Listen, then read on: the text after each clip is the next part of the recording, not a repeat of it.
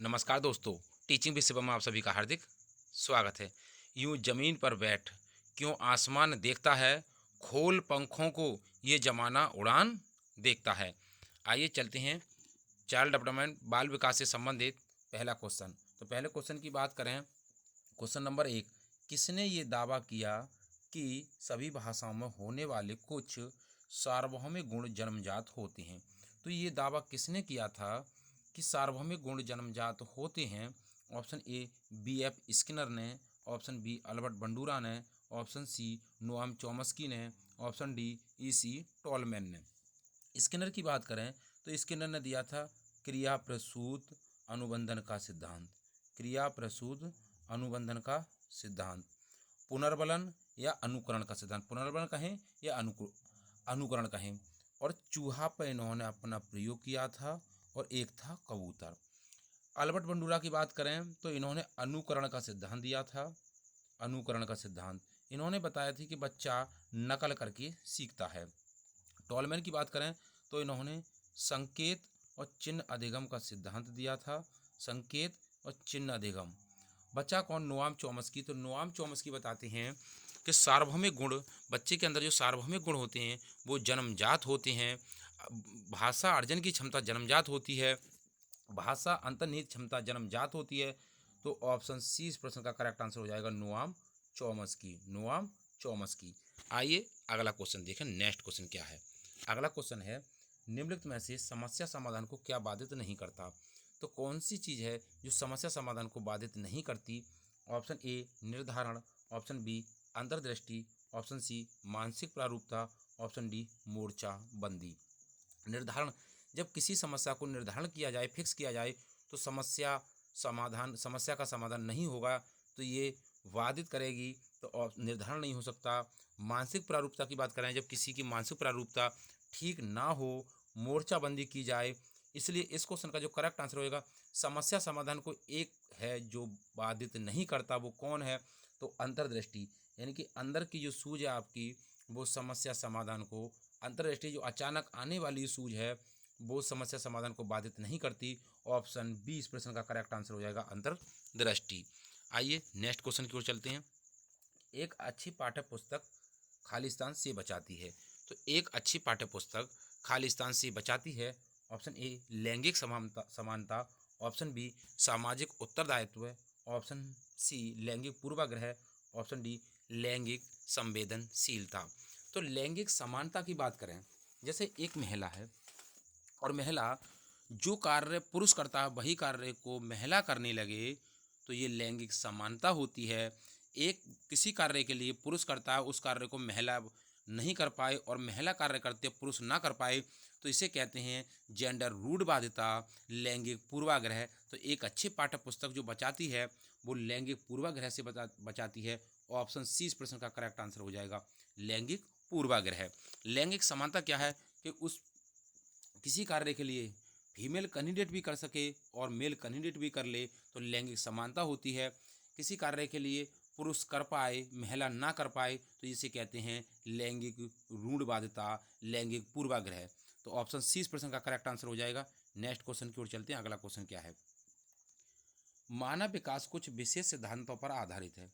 मानव विकास कुछ विशेष सिद्धांतों पर आधारित है, निम्नलिखित में से कौन सा मानव विकास का सिद्धांत नहीं है। तो मानव विकास कुछ विशेष सिद्धांतों पर आधारित है, निम्नलिखित में से कौन सा मानव विकास का सिद्धांत नहीं है। ऑप्शन ए अनुक्रमिकता, ऑप्शन बी सामान्य से विशिष्ट की ओर, ऑप्शन सी प्रतिवर्ती, ऑप्शन डी निरंतरता। तो मानव विकास की बात करें तो ये अनुक्रम में होता है, सामान्य से विशिष्ट की ओर जाता है। और विकास का जो सिद्धांत है वो निरंतर चलने वाला है, विकास की जो प्रक्रिया है वो निरंतर चलने वाली है, सामान्य से विशिष्ट की ओर होता है। और अनुक्रमित यानी कि उसका क्रम बदलता रहता है। ये विकास की प्रक्रिया के सिद्धांत हैं, लेकिन प्रतिवर्ती क्रियाएं होती हैं, वो विकास का सिद्धांत नहीं है। तो इसलिए ऑप्शन सी इस प्रश्न का करेक्ट आंसर हो जाएगा, प्रतिवर्ती क्रियाएं। नेक्स्ट क्वेश्चन देखें। आइए नेक्स्ट क्वेश्चन है, वर्णमाला की पहचान और खालिस्तान वर्ष की आयु में शुरू होती है। तो किस वर्ष की आयु में वर्णमाला की पहचान करने लगता है बच्चा। ऑप्शन ए 6 वर्ष की, ऑप्शन बी 5 वर्ष की आयु में, ऑप्शन सी 4 वर्ष की आयु में, ऑप्शन डी 3 वर्ष की आयु में। तो वर्णमाला की पहचान बच्चा 3 वर्ष की उम्र में करने लगता है। ऑप्शन डी इस प्रश्न का करेक्ट आंसर हो जाएगा, 3 वर्ष की उम्र में। नेक्स्ट क्वेश्चन देखें, अगला क्वेश्चन, निम्न में से कौन पियाजे के अनुसार बौद्धिक विकास का निर्धारक तत्व नहीं है? तो निम्न में से कौन पियाजे के अनुसार बौद्धिक विकास का निर्धारक तत्व नहीं है? ऑप्शन ए सामाजिक संचरण, ऑप्शन बी अनुभव, ऑप्शन सी संतुलीकरण, ऑप्शन डी इनमें से कोई नहीं। अब हम अनुभव की बात करें, संतुलन की बात करें, अन्वेषण की बात करें, अन्वेषण की बात करें, नन्हा वैज्ञानिक की बात करें, अन्वेषक की बात करें, नन्हा वैज्ञानिक, नन्हा वैज्ञानिक, खोजकर्ता की बात करें तो कौन हो जाएंगे? पियाजे साहब। कौन हो जाएंगे? पियाजे साहब। सामाजिक संचरणा की बात करें तो कौन महोदय हो जाएंगे? वाइगोत्स्की साहब। वाइगोत्स्की, वाइगोत्स्की साहब हो जाएंगे। तो इसलिए ऑप्शन ए इस प्रश्न का करेक्ट आंसर हो जाएगा कि है प्रश्न में क्या पूछ रहा है कि पियाजे के अनुसार बौद्धिक विकास का निर्धारक तत्व नहीं है, तो सामाजिक संरचना निर्धारक तत्व नहीं है। ऑप्शन ए इस प्रश्न का करेक्ट आंसर हो जाएगा। नेक्स्ट क्वेश्चन की ओर चलें। अगला क्वेश्चन क्या है? शिक्षा का अधिकार अधिनियम 2009 लागू नहीं होता, किस पर लागू नहीं होता?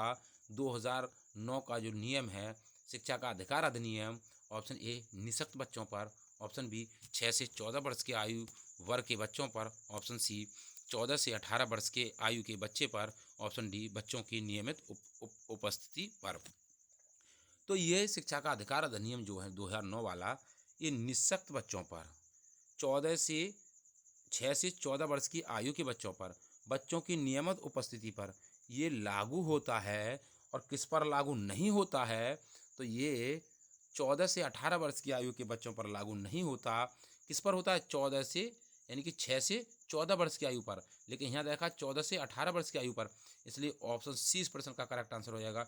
ऑप्शन सी, 14 से 18 वर्ष के आयु के बच्चों पर शिक्षा का अधिकार अधिनियम 2009 लागू नहीं होता।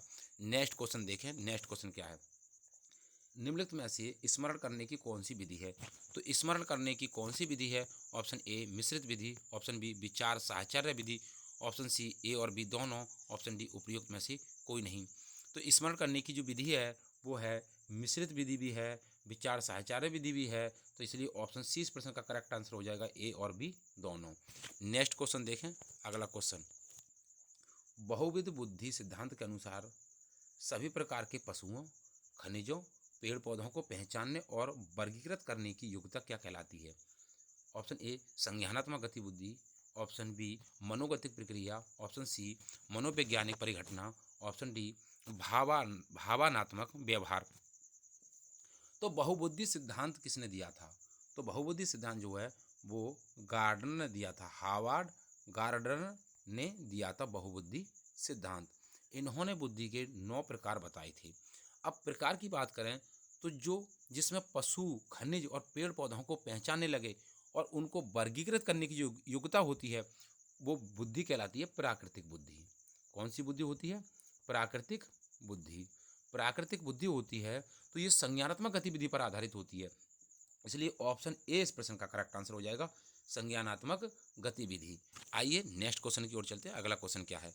अगला क्वेश्चन है क्वेश्चन नंबर 10, निम्नलिखित में से कौन सा बच्चों के संवेगात्मक विकास के लिए सर्वाधिक उपयुक्त है?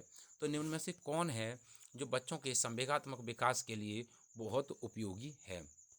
ऑप्शन ए कक्षा कक्ष का प्रजातांत्रिक परिवेश, ऑप्शन बी अध्यापकों की कोई भी सहभागिता नहीं क्योंकि ये माता पिता का कार्य है, ऑप्शन सी कक्षा कक्ष का नियंत्रित परिवेश, ऑप्शन डी कक्षा कक्ष का अधिकारवादी परिवेश। तो प्रजातांत्रिक नहीं होना चाहिए, अध्यापकों की कोई अब सहभागिता नहीं, अध्यापकों की सहभागिता होती है, कक्षा कक्ष का अधिकारवादी परिवेश नहीं होना चाहिए, कक्षा कक्ष का नियंत्रित परिवेश होना चाहिए, बच्चे उसमें अपने नियंत्रण में कुछ कर सकें। और ऑप्शन सी इस प्रश्न का करेक्ट आंसर हो जाएगा। इसलिए कक्षा कक्ष का नियंत्रित परिवेश संवेगात्मक विकास के लिए सर्वाधिक उपयुक्त है। नेक्स्ट क्वेश्चन देखें। अगला क्वेश्चन क्या है? अगला क्वेश्चन है पियाजे के अनुसार विकास को प्रभावित करने में निम्नलिखित कारकों में से किसकी महत्वपूर्ण भूमिका होती है? तो पियाजे के अनुसार विकास को प्रभावित करने में किसकी महत्वपूर्ण भूमिका होती है? पुनर्बलन की बात करें, ऑप्शन ए पुनर्बलन, ऑप्शन बी भाषा, ऑप्शन सी भौतिक विश्व के साथ अनुभव, ऑप्शन डी अनुकरण। पुनर्वलन की बात करें तो हो जाएंगे Cl हल, हल साहब हो जाएंगे, स्किनर साहब हो जाएंगे। तो स्किनर साहब हो जाएंगे, Cl हल साहब हो जाएंगे, इसलिए ऑप्शन ए नहीं होगा। भाषा की बात करें तो चौमस्की साहब हो जाएंगे, चौमस्की। भाषा में कौन हो जाएंगे? चौमस्की साहब। अनुकरण में साहब बंडूरा साहब हो जाएंगे। अनुकरण के लिए कौन जाने जाते हैं? बंडूरा साहब जाने जाते हैं। बच्चा कौन? भौतिक विश्व के साथ अनुभव साझा करके बच्चा सीखता है, तो ये विकास को प्रभावित करने में महत्वपूर्ण भूमिका अदा करेगा पियाजे के अनुसार। तो ऑप्शन सी इस प्रश्न का करेक्ट आंसर हो जाएगा, भौतिक विश्व के साथ अनुभव। नेक्स्ट क्वेश्चन देखें, अगला क्वेश्चन क्या है। अगला क्वेश्चन है, एक विद्यार्थी मेडिकल कॉलेज में दाखिला लेने के लिए कठिन परिश्रम करता है। तो एक विद्यार्थी मेडिकल कॉलेज में दाखिला लेने के लिए कठिन परिश्रम करता है ताकि वह उत्तीर्ण हो सके। यह विद्यार्थी खालिस्तान रूप से अभिप्रेत है। तो किससे अभिप्रेत है? ऑप्शन ए व्यक्तिगत रूप से, ऑप्शन बी अनुभविक रूप से, ऑप्शन सी आंतरिक रूप से, ऑप्शन डी बाह्य रूप से। व्यक्तिगत रूप से बात करें, जब कोई व्यक्ति और होता तो व्यक्तिगत रूप से होता है, अनुभव साझा करता तो अनुभविक हो जाता, इसलिए अनुभविक नहीं होगा, ना ही व्यक्तिगत होगा। बाह्य रूप से जब ऊपरी ऊपरी तैयारी करता, कठिन रूप से तैयारी नहीं करता, कठिन परिश्रम नहीं करता, तो हो जाता बाह्य। अब हम बात करें कि बच्चा कठिन परिश्रम करता ताकि वह उत्तीर्ण हो सके, तो आंतरिक रूप से उसने प्रेरणा ले रखी है, आंतरिक रूप से सोचता है, इसलिए ऑप्शन सी इस प्रश्न का करेक्ट आंसर हो जाएगा, आंतरिक रूप से। नेक्स्ट क्वेश्चन देखा, अगला क्वेश्चन क्या है। अगला क्वेश्चन है, खालिस्तान की अवस्था तक बालक की दृष्टि एवं श्रवण गति पूर्ण विकसित हो चुकती है। यानी कि कौन सी अवस्था है जिसमें बालक की दृष्टि एवं श्रवण, सुनने की और देखने की क्षमता विकसित हो जाती है पूर्ण रूप से? ऑप्शन ए 3 अथवा 4 वर्ष, ऑप्शन बी 6 अथवा 7 वर्ष, ऑप्शन सी 8 अथवा 9 वर्ष, ऑप्शन डी इनमें से कोई नहीं। तो बच्चे के अंदर, बच्चे की कौन सी अवस्था है जो बालक की दृष्टि और श्रवण पूर्ण रूप से विकसित हो जाती है? तो वो उम्र है 8 से 9 वर्ष। 8 से 9 वर्ष की उम्र में बच्चा दृष्टि एवं श्रवण की जो गति होती है वो पूर्ण विकसित हो चुकती है। तो इसलिए ऑप्शन सी इस प्रश्न का करेक्ट आंसर हो जाएगा। नेक्स्ट क्वेश्चन की ओर चलते हैं। अगला क्वेश्चन, निम्नलिखित में से कौन सा उपागम अशांतकारी व्यवहार संबंधी विकार वाले बच्चों के साथ व्यवहार करने के लिए बच्चों को उसके आसपास के लोगों और सामाजिक संस्थाओं के साथ अंतःक्रिया करने का सुझाव देता है? तो निम्न में से कौन सा उपागम अशांतकारी व्यवहार संबंधी विकार वाले बच्चों के साथ व्यवहार करने के लिए बच्चों को उसके आसपास के लोगों और सामाजिक संस्थाओं के साथ अंतःक्रिया करने का सुझाव देता है? ऑप्शन ए मनोगत्यात्मक व्यवहार, ऑप्शन बी पर्यावरणीय व्यवहार, ऑप्शन सी जैव वैज्ञानिक व्यवहार, ऑप्शन डी व्यवहारवादी। तो बताएं इस क्वेश्चन का करेक्ट आंसर क्या है अशांतकारी व्यवहार संबंधी बच्चों के लिए? तो कौन, इस क्वेश्चन का जो करेक्ट आंसर हो जाएगा वो हो जाएगा व्यवहारवादी। तो ऑप्शन डी इस प्रश्न का करेक्ट आंसर हो जाएगा व्यवहारवादी। नेक्स्ट क्वेश्चन देखें, अगला क्वेश्चन क्या है।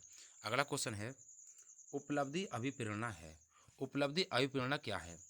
ऑप्शन ए सफलता व असफलता को समान रूप से स्वीकार करने की, ऑप्शन बी बिना विचारे जल्दीबाजी में कार्य करने की प्रवृत्ति, ऑप्शन सी चुनौतीपूर्ण कार्य करने में डटे रहने की प्रवृत्ति, ऑप्शन डी असफलता से बचे रहने की प्रवृत्ति। तो असफलता से रहने की, बचने की प्रवृत्ति उपलब्धि मोटिवेशन है? नहीं, ये क्वेश्चन नहीं हो, ऑप्शन डी नहीं होगा। बिना विचारे जल्दीबाजी में कार्य करने की प्रवृत्ति, ये ऑप्शन भी नहीं होगा। सफलता व असफलता को समान रूप से, ऐसा नहीं है। सफलता को समान रूप से, असफलता को असमान रूप से, तो ये क्वेश्चन ऑप्शन भी नहीं होगा। चुनौतीपूर्ण कार्य करने में डटे रहने की प्रवृत्ति क्या कहलाती है? उपलब्धि अभिप्रेरणा कहलाती है, मोटिवेशन कहलाता है। तो ऑप्शन सी इस प्रश्न का करेक्ट आंसर हो जाएगा, ऑप्शन सी। नेक्स्ट क्वेश्चन देखें, अगला क्वेश्चन क्या है। अगला क्वेश्चन है, रमेश और अंकित की समान बुद्धि लब्धि 120 है। रमेश अंकित से 2 वर्ष छोटा है। यदि अंकित की आयु 12 वर्ष हो तो रमेश की मानसिक आयु क्या होगी? अब हम बात करें कि आई क्यू बराबर एम ए अपॉन सी ए, बुद्धि लब्धि बराबर मानसिक आयु बट्टे क्रॉनिकल एज, यानी कि मेंटल एज बट्टे क्रॉनिकल एज, और गुणा 100। अब आई क्यू कितनी दे रखी है? 120। आई क्यू कितनी है? 120। एम ए पूछ रहा है तो एम ए का एम ए लिख लेने दें। सी ए क्रॉनिकल एज कितनी है? जब 12 वर्ष से 2 वर्ष छोटा है तो कैनोनिकल एज हो जाएगी उसकी 10 वर्ष, गुणा कौन हो जाएगा 100, गुणा 100, 0 से 0 गया 10 बचा, तो एम ए गुणा 10 और 10 से 0 जाए, 0 से 0 गया तो एम ए बराबर बचेगा 12, तो उसकी उम्र हो जाएगी 12 वर्ष। तो ऑप्शन सी इस प्रश्न का करेक्ट आंसर हो जाएगा 12 वर्ष।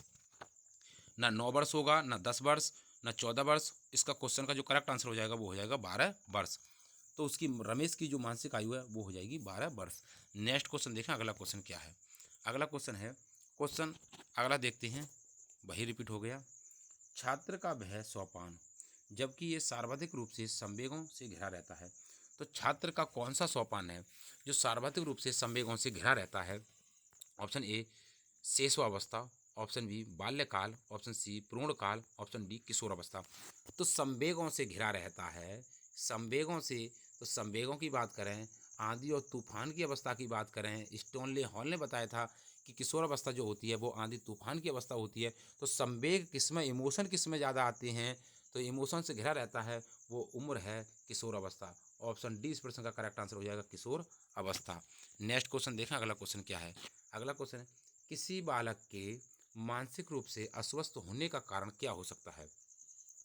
कोई बालक है वो मानसिक रूप से क्या है, अस्वस्थ है, अस्वस्थ है, तो उसके होने का कारण क्या हो सकता है? ऑप्शन ए परिवार का वातावरण, ऑप्शन बी कक्षा का वातावरण, ऑप्शन सी पास पड़ोस का वातावरण, ऑप्शन डी उपयुक्त सभी। तो मानसिक रूप से बच्चा कब कब प्रभावित होगा? जब परिवार का वातावरण ठीक ना हो, कक्षा का वातावरण ठीक ना हो, पास पड़ोस का वातावरण ठीक ना हो। इसलिए इस क्वेश्चन का जो करेक्ट आंसर हो जाएगा वो ऑप्शन डी हो जाएगा, उपयुक्त सभी। उपयुक्त सभी के कारण ही बच्चा का जो मानसिक रूप से है, मानसिक रूप से बच्चा अस्वस्थ हो जाएगा। ऑप्शन डी इस प्रश्न का करेक्ट आंसर हो जाएगा। नेक्स्ट क्वेश्चन देखा, अगला क्वेश्चन क्या है। क्वेश्चन नंबर 19, किशोरों को नहीं दिया जाना चाहिए। तो किशोरों को क्या नहीं दिया जाना चाहिए? ऑप्शन ए अभिप्रेरणा, ऑप्शन बी सहानुभूति, ऑप्शन सी लालच, ऑप्शन डी जिम्मेदारियां उठाने के अवसर। जिम्मेदारी उठाने के अवसर क्या नहीं दिया जाना चाहिए? नहीं की जब बात करें तो मोटिवेशन देना चाहिए, सहानुभूति देनी चाहिए, जिम्मेदारी उठाने का अवसर देना चाहिए, लेकिन नहीं देना चाहिए क्या, लालच। तो ऑप्शन सी इस प्रश्न का करेक्ट आंसर हो जाएगा लालच। लालच किशोरों को नहीं दिया जाना चाहिए। नेक्स्ट क्वेश्चन देखें, अगला क्वेश्चन क्या है। क्वेश्चन नंबर 20, बच्चों में बौद्धिक विकास की 4 विशिष्ट अवस्थाएं। तो 4 विशिष्ट अवस्थाएं किसने बताई थी बच्चों के बौद्धिक विकास के बारे में? ऑप्शन ए कोहल वर्ग द्वारा, ऑप्शन बी एरिक्सन द्वारा, ऑप्शन सी स्किनर द्वारा, ऑप्शन डी पियाजे द्वारा। तो बताएं, कमेंट बॉक्स में इसका आंसर दीजिए कि बौद्धिक विकास की 4 विशिष्ट अवस्थाएं किसने बताई थी। तो वो महोदय साहब थे जीन पियाजे जी। यार वाह, जीन पियाजे ने बौद्धिक विकास की 4 विशिष्ट अवस्थाएं बताई थीं। कोहल वर्ग ने नीति विकास का सिद्धांत बताया था, एरिक्सन ने मनोसामाजिक सिद्धांत बताया था, स्किनर ने क्रिया प्रस्तुत अनुबंधन का सिद्धांत बताया था और पियाजे ने बौद्धिक विकास की 4 विशिष्ट अवस्थाएं बताई थी। तो ऑप्शन डी इस प्रश्न का करेक्ट आंसर हो जाएगा। आइए देखते हैं नेक्स्ट क्वेश्चन की और अगला क्वेश्चन क्या है। बालक की अभिवृद्धि और विकास को प्रभावित होता है, यानी कि बालक की अभिवृद्धि और विकास प्रभावित होता है किससे? ऑप्शन ए वंशानुक्रम से, ऑप्शन बी वातावरण से, ऑप्शन सी वंशानुक्रम और वातावरण दोनों द्वारा, ऑप्शन डी उपयुक्त में से कोई नहीं। तो बच्चों की जो अभिवृद्धि है और विकास है वो प्रभावित होगा वंशानुक्रम से भी और वातावरण से भी। तो इसलिए इसमें दे रखा वंशानुक्रम और वातावरण दोनों, तो दोनों से प्रभावित होगा। ऑप्शन सी इस प्रश्न का करेक्ट आंसर हो जाएगा, वंशानुक्रम और वातावरण दोनों द्वारा। तो ऑप्शन सी क्वेश्चन नंबर 1 का करेक्ट आंसर है। आइए देखते हैं अगला क्वेश्चन क्या है। सभी प्राणी अपनी प्रजाति के गुणों के अनुरूप ही होते हैं, यानी कि सभी प्राणी अपनी प्रजाति के गुणों के अनुरूप ही विकसित होते हैं। इस कथन में बालक के विकास का कौन सा सिद्धांत है? जो प्राणी जो जिस प्रकार से सभी प्राणी होते हैं उसी प्रजाति के गुणों के अनुरूप होते हैं। तो अनुरूप की बात करें, ऑप्शन ए समान प्रतिमान का सिद्धांत, ऑप्शन बी परस्पर संबंध का सिद्धांत, ऑप्शन सी सतत विकास का सिद्धांत, ऑप्शन डी सामान्य से विशिष्ट क्रियाओं का सिद्धांत। जब समान प्रजाति की बात करें, समान गुणों के अनुरूप होने की बात करें, तो वहाँ पर हो जाएगा समान प्रतिमान का सिद्धांत। ऑप्शन ए इस प्रश्न का करेक्ट आंसर हो जाएगा, समान प्रतिमान का सिद्धांत। आइए नेक्स्ट क्वेश्चन की ओर चलते हैं। नेक्स्ट क्वेश्चन क्या है। 20वीं शताब्दी को बालक की शताब्दी कहा जाता है, परिभाषा किसने दी थी? तो 20वीं शताब्दी को बालक की शताब्दी कहा जाता है, तो ये कथन किसका है? ऑप्शन ए मैकडूगल का, ऑप्शन बी हरलॉक का, ऑप्शन सी बार्सन का, option D crow and crow का। मैकडूगल की बात करें तो इन्होंने मूल प्रवृत्तियों के बारे में बताया था। मूल प्रवृत्तियाँ कि बच्चे के अंदर मूल प्रवृत्तियाँ कितनी होती हैं, तो 14 मूल प्रवृत्तियाँ बताई थी इन्होंने, मैकडूगल साहब ने।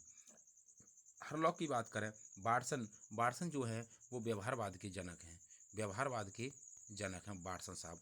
क्रो एंड क्रो, क्रो और क्रो, 2 बार क्रो क्रो तो 2 बार 20वीं और 20वीं, तो शताब्दी यानी कि शताब्दी 20वीं शताब्दी, तो शताब्दी और शताब्दी 2 बार, और यहाँ पर क्रो और क्रो 2 बार, इसलिए ऑप्शन डी इस प्रश्न का करेक्ट आंसर हो जाएगा। क्रो एंड क्रो की परिभाषा है। नेक्स्ट क्वेश्चन, अगला क्वेश्चन देखें। सुरोपुच्छ विकास का नियम क्या है? तो सुरोपुच्छ विकास का नियम क्या है? ऑप्शन ए बालक की वृद्धि और विकास सिर से पैर की ओर होता है। ऑप्शन बी बालक की वृद्धि और विकास पैर से सिर की ओर होता है। ऑप्शन सी बालक की वृद्धि और विकास मध्य भागों से बाह्य भागों की ओर होता है। ऑप्शन डी बालक की वृद्धि और विकास बाह्य भागों से मध्य भागों की ओर होता है।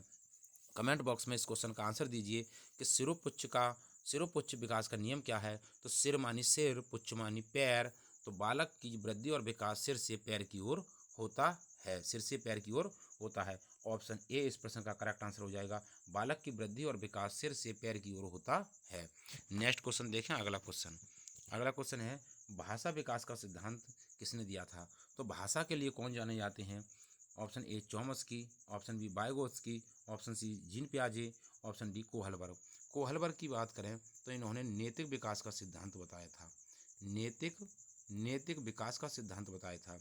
जीन पियाजे साहब ने बालक के विकास की 4 अवस्थाएं बताई थीं, 4। वाइगोत्स्की सामाजिक सामाजिक सांस्कृतिक संरचना के लिए जाने जाते हैं। कौन? वाइगोत्स्की साहब। चॉम्स्की साहब भाषा के लिए जाने जाते हैं, तो ऑप्शन ए इस प्रश्न का करेक्ट आंसर हो जाएगा, चॉम्स्की ने। नेक्स्ट क्वेश्चन देखें, अगला क्वेश्चन क्या है? अगला क्वेश्चन है बालक के विकास के संबंध में निम्न कथनों पर विचार कीजिए। ऑप्शन ए शारीरिक अंगों की कार्यकुशलता ही विकास है। ऑप्शन बी विकास में गुणात्मक परिवर्तन आता है। ऑप्शन सी विकास पर वंशानुक्रम और वातावरण का प्रभाव पड़ता है। ऑप्शन डी विकास जन्म से लेकर मृत्यु तक चलता है। ऑप्शन ए कथन ए और बी सही हैं। ऑप्शन बी कथन ए कॉमा बी कॉमा सी सही है। ऑप्शन सी बी सी और डी सही है। Option D A B C और डी सही है। तो बात करें हम बालक के विकास की, तो शारीरिक अंगों की कार्यकुशलता ही विकास है, बिल्कुल कथन स्टेटमेंट ठीक है। विकास में गुणात्मक परिवर्तन आता है, बिल्कुल सही है, गुणात्मक मात्रात्मक दोनों रूपों से आता है। विकास पर वंशानुक्रम वातावरण का प्रभाव पड़ता है, बिल्कुल करेक्ट स्टेटमेंट। विकास जन्म से लेकर मृत्यु तक चलता है, निरंतर चलने वाली प्रक्रिया है, विकास निरंतर चलने वाली प्रक्रिया है, तो ये कथन भी ठीक है। अब ए बी सी डी चारों कथन ठीक हैं, इसलिए ऑप्शन डी इस प्रश्न का करेक्ट आंसर हो जाएगा, ए बी सी डी सही हैं। नेक्स्ट क्वेश्चन देखें, अगला क्वेश्चन क्या है? अगला क्वेश्चन है मानव विकास होता है। अब मानव विकास कैसे होता है? ऑप्शन ए गुणात्मक, ऑप्शन बी मात्रात्मक, ऑप्शन सी मात्रात्मक और गुणात्मक, ऑप्शन डी परिमाण और मात्रात्मक। तो मानव का जो विकास है वो गुणात्मक भी होता है, मात्रात्मक भी होता है, इसलिए दोनों दे रखा है, तो ऑप्शन सी इस प्रश्न का करेक्ट आंसर हो जाएगा, मात्रात्मक और गुणात्मक। तो बालक का जो विकास होता है, मानव का जो विकास होता है, वो मात्रात्मक रूप से भी होता है और गुणात्मक रूप से भी होता है, और विकास की जो प्रक्रिया है वो निरंतर चलने वाली प्रक्रिया है। नेक्स्ट क्वेश्चन देखें, अगला क्वेश्चन क्या है? अगला क्वेश्चन है बीएफ स्किनर के अनुसार बच्चों में भाषा का किसका परिमाण होता है? तो बीएफ स्किनर की बात करें, ऑप्शन ए अनुकरण, ऑप्शन बी पुनर्बलन, ऑप्शन सी अनुकरण तथा पुनर्बलन, ऑप्शन डी उपयुक्त में से कोई नहीं। अनुकरण की बात करें तो बंडूरा साहब हो जाएंगे, पुनर्बलन की बात करें तो सी एल हल और स्किनर साहब भी हो जाएंगे, लेकिन यहाँ पर दे रखा है ऑप्शन सी इस प्रश्न का करेक्ट आंसर हो जाएगा, अनुकरण तथा पुनर्बलन, अनुकरण तथा पुनर्बलन, तो बीएफ स्किनर साहब हो जाएंगे।